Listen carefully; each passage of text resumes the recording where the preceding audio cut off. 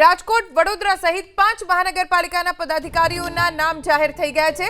સુરેન્દ્રનગર, ભાવનગર, કરમસદ, આણંદના પદાધિકારીઓના નામ જાહેર।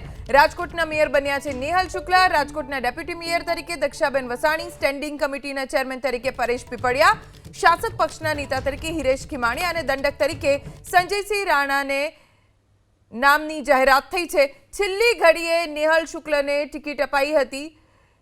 નેહલ શુક્લને અગાઉ ટિકિટને લઈને અસમંજસતા હતી, પણ છેલ્લી ઘડીએ પછી નેહલ શુક્લને આખરે ટિકિટ મળી અને હવે મેયર પદ પણ મળ્યું।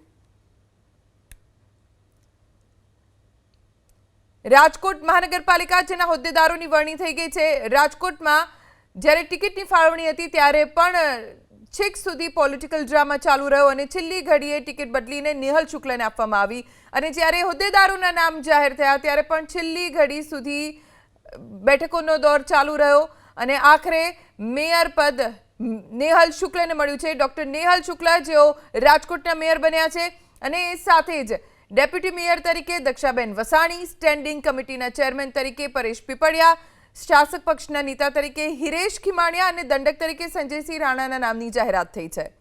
ભાવનગરની વાત કરીશું। મહાનગરપાલિકામાં નવા મેયરની જાહેરાત થઈ ગઈ છે। મનપામાં મેયર તરીકે ઉષાબેન તલરેજાના નામની જાહેરાત થઈ।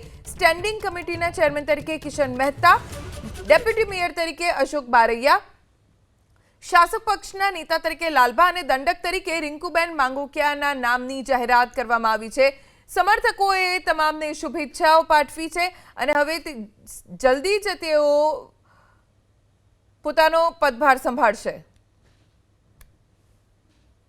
સુરેન્દ્રનગર મહાનગરપાલિકાને પ્રથમ મેયર બન્યા। સુરેન્દ્રનગરને મનપાનો દરજ્જો મળ્યો ત્યારબાદની પહેલી ચૂંટણી અને પહેલા મેયર તરીકે રાકેશ રાઠોડના નામની જાહેરાત થઈ છે।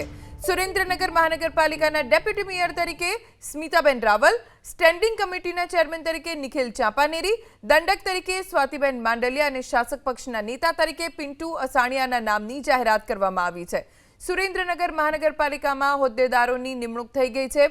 મેયર તરીકે રાકેશ રાઠોડ ડેપ્યુટી મેયર બન્યા છે, સ્મિતાબેન રાવલ સ્ટેન્ડિંગ કમિટીના ચેરમેન બન્યા, નિખિલ ચાંપાનેરી દંડક બન્યા, સ્વાતિબેન માંડલિયા અને શાસક પક્ષના નેતા તરીકે પિન્ટુ અસાણિયાના નામની જાહેરાત થઈ।